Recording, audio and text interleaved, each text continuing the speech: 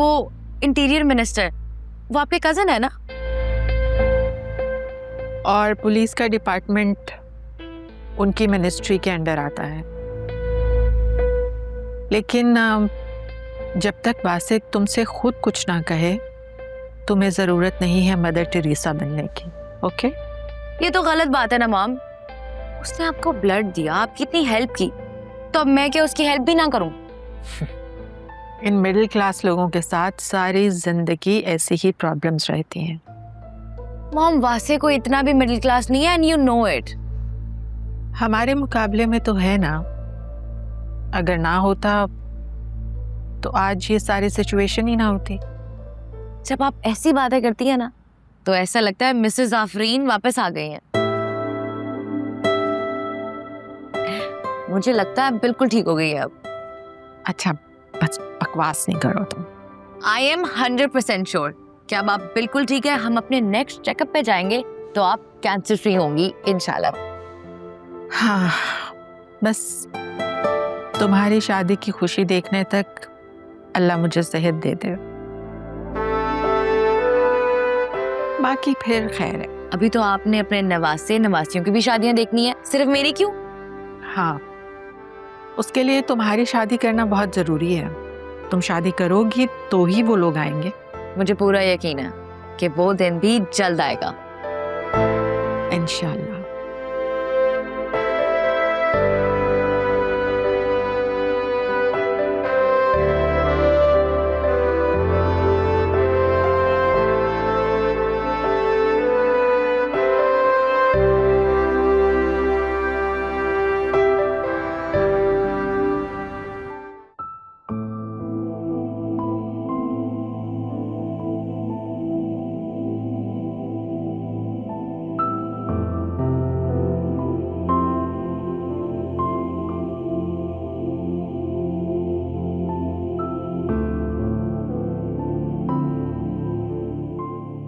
सही बेटा, अपनी और आयरा की जरूरत का सामान उठा लो, बस। जाओ, शाबाश।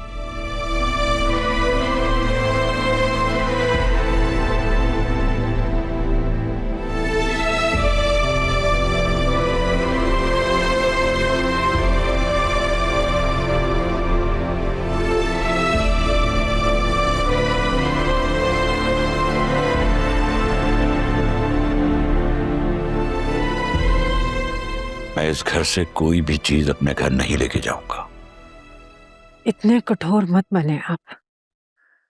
हमने तिनका तिनका जोड़कर इसको घर बना कर दिया था। एक तो बेचारे का हंसता बसता घर उजड़ गया, सब कुछ उसका बर्बाद हो गया, और ऊपर से आप कुछ लेकर भी नहीं जाने दे रहे। खुदा गौरत करे उस मनहूस आदमी को। जोया के जेठ फ्लैट बेचने कब आ रहे? कल आ रहा है। मैंने उससे कह दिया है कि आज हम अपनी जरूरत का सामान उठा लेंगे, फिर बाकी सारा सामान चाहे वो बाहर फेंक दे, हमें इसमें से कुछ नहीं चाहिए। उन्होंने क्या कहा है? वो कब आ रहे हैं हमारे घर? हमारे घर क्यों आएगा? किस खुशी में आएगा? मैंने उसे साफ साफ मना कर दिया है कि वो हमारे घर ना आए। अब हमारा उनसे कोई ताल्लुक नहीं। जिससे रिश्ता था उसने हमारी कमर में खंजर घोंप दिया। बाकी रिश्तों से हमें क्या लेना देना। ये क्या कर रहे हैं आप? वो आयरा का ददियाल है, बच्ची को उसके खून से क्यों दूर कर रहे हैं आप? कभी नाखूनों से गोश्त जुदा हुआ है? अब तुम मेरे सामने उनकी वकालत मत करो, समझी? असफर के निकम्मेपन में उन लोगों का भी बहुत बड़ा हाथ है। बचा ले जो भाई के कान खींचे हो कभी। असलम साहब, अब आप ज्यादती कर रहे हैं। वो 7 समंदर पार बैठकर बेचारे क्या कर सकते हैं?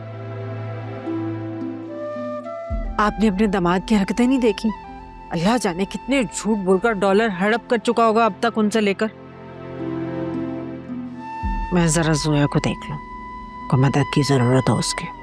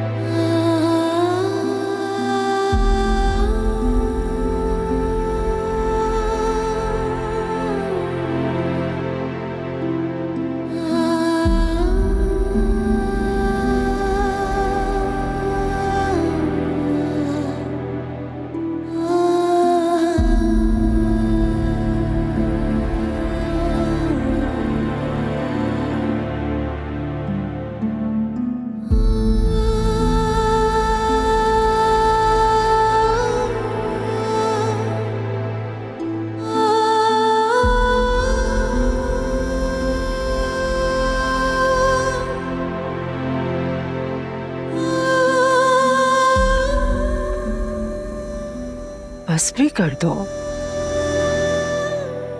अम्मा, कितना सोग मनाओगे? वो अपनी उम्र इतनी लिखवा कर आया था। अल्लाह के काम अब अल्लाह ही जाने। हम क्या कर सकते हैं? हमें तो बस उसकी रजा में खुश रहना है, राजी रहना है उसकी रजा में। मैं कितना खुश थी, कितना ज्यादा खुश। मुझे लगता था मेरी जिंदगी कंप्लीट हो जाएगी।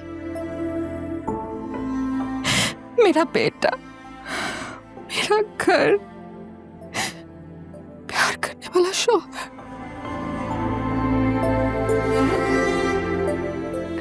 सब हो गया अम्मा।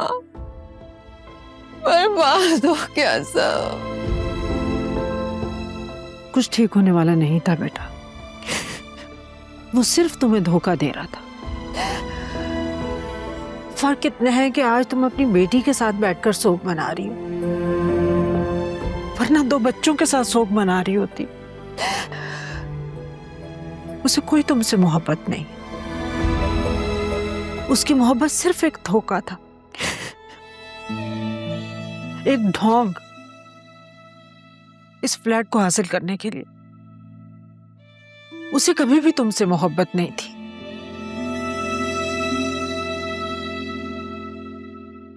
सब ठीक हो जाएगा जोया, बस सब्र से काम लो। सब्र ही तो नहीं हो रहा अम्मा। सब कुछ तो चला गया मेरे हाथों से। मेरा बच्चा, मेरा घर, शौहर, जिंदगी के 11 साल अम्मा, ये 4 तेलियों में कैसे समेटूं? अल्लाह सब देख रहा है। वो अपने बंदों को उसकी ताकत से ज्यादा कभी नहीं आजमाता। मत दिल छोटा करो, सब्र से काम लो। हम सब तुम्हारे साथ हैं।